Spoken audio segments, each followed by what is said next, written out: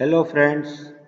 तो आज हम शुरू करेंगे चैप्टर नंबर 7 के अंदर मोड के बारे में। हमने लास्ट वीडियो लेक्चर के अंदर डिस्कशन किया था कि विम एडिटर के अंदर 3 मोड होते हैं, कमांड मोड, इंसर्ट मोड और लास्ट लाइन मोड। तो आज हम शुरू करेंगे कमांड मोड से। तो कमांड मोड के अंदर काम करने के लिए आपको कमांड टाइप करने पड़ेंगे। ये कमांड है वो आप विम एडिटर के अंदर, जब विम एडिटर कमांड प्रॉम्प्ट पर आपने ओपन किया विम और फिर उसके बाद आपने फाइल का नाम लिखा XYZ, तो XYZ टाइप करने के बाद एंटर दिया तो ये विम एडिटर ओपन हो गया। अब विम एडिटर ओपन करने के बाद आपको काम करना है अगर, तो सबसे पहले हम कमांड मोड के बारे में बात करेंगे। तो कमांड मोड आप जब आपका विंडो विम एडिटर जो कमांड मोड में होगा तो उसके अंदर इस टेबल के अंदर दिए हुए कमांड के बारे में हम पहले डिस्कशन करेंगे। तो वी, स्मॉल वी कमांड से क्या होगा? Switch to the visual mode, allow us to multiple character. तो एक से ज्यादा कैरेक्टर को आप मॉडिफाई कर सकते हो वी, स्मॉल वी टाइप करके। अगर आपने कैपिटल वी टाइप किया तो વિઝ્યુઅલ મોડ સક્રિય બનાવવા માટે લીટીઓમાં સુધારની સુવિधा આપે છે। લીટીમાં એટલે पूरी लाइन जो आपने टाइप की है उसको एडिट करने के लिए कैपिटल वी, और control plus small V block visual mode સક્રિય બનાવવા માટે એટલે કે લખાણમાં લંબચોરસ વિસ્તારમાં સુધારની સુવિधा આપે છે। तो ये 3 कमांड थे। इतने 3 MCQ बनते हैं, सिर्फ इतना ही याद रखना है इस टेबल के अंदर से वी से क्या होता है, कैपिटल वी से क्या होता है और कंट्रोल प्लस वी से क्या होता है। बस ये 3 लाइनें आपको इसके अंदर याद रखनी है। और एडिटर जो ओपन होगा विम एडिटर, तो वो डायरेक्टली किस मोड में ओपन होता है? कमांड मोड में ही ओपन होता है। अब बारी आती है इंसर्ट मोड की। जब आपको कुछ टाइप करना है तो आपको इंसर्ट मोड में जाना पड़ेगा। तो इंसर्ट मोड या तो फिर अपेंड या तो फिर ओपन, इस तीनों का नाम सेम है, इंसर्ट, अपेंड और ओपन। तो इसके अंदर काम करने के बहुत सारे कमांड है। जैसे कि अगर आप कमांड मोड में से वापस इंसर्ट मोड में से वापस कमांड मोड में आना चाहते हो, या फिर कमांड मोड से इंसर्ट मोड में, अगर पहली बात करें कि हमें इंसर्ट मोड में जाना है, आपने विम एडिटर ओपन किया तब कमांड मोड में था, अब आपको कुछ लिखना है, टाइप करना है, पैराग्राफ टाइप करना है विम के अंदर, तो आपको इंसर्ट मोड में जाना पड़ेगा। तो इंसर्ट मोड में जाने के लिए ये जो आपको टेबल दिख रहा है सामने, इसके अंदर जो भी कैरेक्टर यहाँ पर लिखे हुए ये सारे कमांड आपको इंसर्ट मोड में ले जाता है। उसमें सबसे बेसिक 2 कमांड है, ए और आई, स्मॉल ए और स्मॉल आई। ये कमांड से आप इंसर्ट मोड में जा सकते हैं। कैपिटल ए से भी जा सकते हैं, कैपिटल आई से भी इंसर्ट मोड में जा सकते हो, और कैपिटल ओ और स्मॉल ओ से भी आप इंसर्ट मोड में जा सकते हो। लेकिन इंसर्ट मोड में जाने के बाद ये सारे कमांड एक और भी काम करता है, कर्सर का पोजीशन कहाँ पर सेट करना है वो ये तय करता है। तो बेसिक कमांड ए और आई दोनों में से कोई भी एक की प्रेस करोगे कीबोर्ड में से तो आप डायरेक्टली कमांड मोड में से इंसर्ट मोड में आ सकते हैं। तो मान लो कि मैंने ए टाइप किया तो कमांड मोड में से इंसर्ट मोड में मैं आ गया। तो ए से क्या होता है? કર્સરના વર્તમાન સ્થાન પછી લખાણ ઉમેરવા માટે। તો આનો મતલબ શું છે કે જ્યાં કર્સર છે એના પછીના સ્થાનથી લખાણ ઉમેરાશે।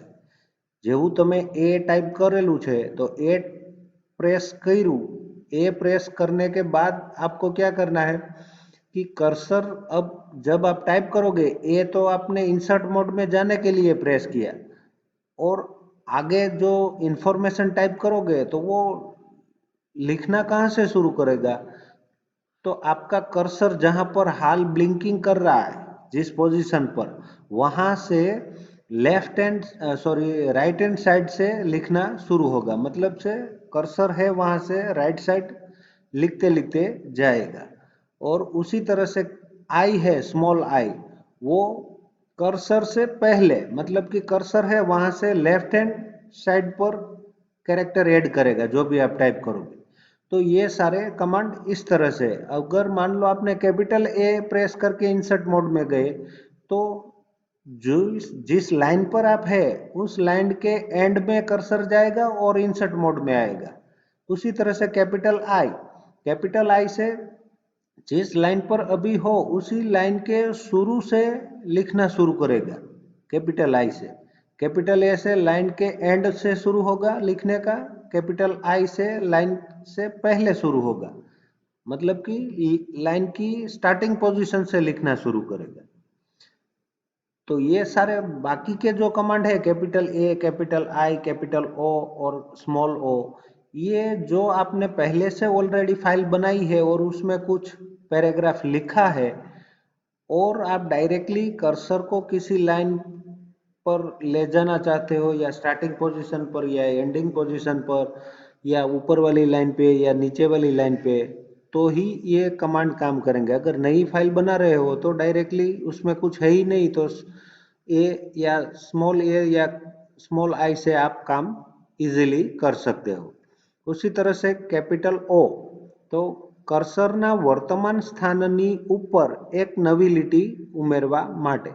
इसका मतलब है कि आपका जो कर्सर जिस लाइन पर है उसकी ऊपर वाली लाइन से ये लिखना शुरू करेगा। कैपिटल ओ प्रेस करोगे तो आपकी कर्सर की पोजीशन जिस लाइन पर है उसके ऊपर एक लाइन ऐड करेगा और वहां से लिखना शुरू करेगा। जब आप टाइप करोगे तो कर्सर की पोजीशन उस जगह पर सेट होगी।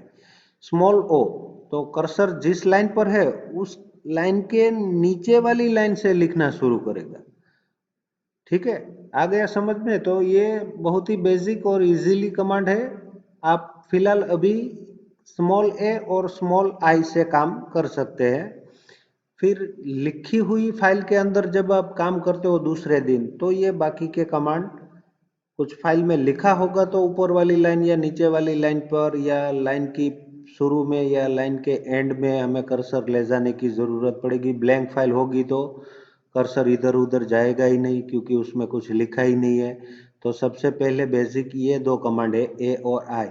और आपने मान लो कल कुछ काम किया है फाइल के अंदर, उसमें कुछ लिखा है और उसी फाइल के अंदर आप आगे काम करना चाहते हो, तब बात आती है कर्सर को इधर उधर ले जाने की। तो ये बाकी के जो capital A, capital I, capital O और स्मॉल ओ तब काम करेगा। अब उसके बाद वाला कमांड है लास्ट लाइन मोड। तो हमने इंसर्ट मोड के बारे में देखा, अब है लास्ट लाइन मोड कि आपने जो भी है वो टाइप कर दिया, आपके स्क्रिप्ट आपने बना ली। अब आपको क्या करना है कि फाइल को सेव करना होगा, क्योंकि आपने इस स्क्रिप्ट के अंदर विम के अंदर टाइप किया है, उसको सेव करना पड़ेगा। तो आपको लास्ट लाइन मोड पर जाना पड़ेगा। लास्ट लाइन मोड पर जाने के लिए आपको ये कॉलन टाइप करना पड़ेगा। जब आप ये कॉलन टाइप करोगे, दो डॉट्स जो आपको दिख रहा है ब्रैकेट के अंदर है, वो एक्चुअली आपको ब्रैकेट टाइप नहीं करना है, सिंपली इस तरह से कॉलन टाइप करना है।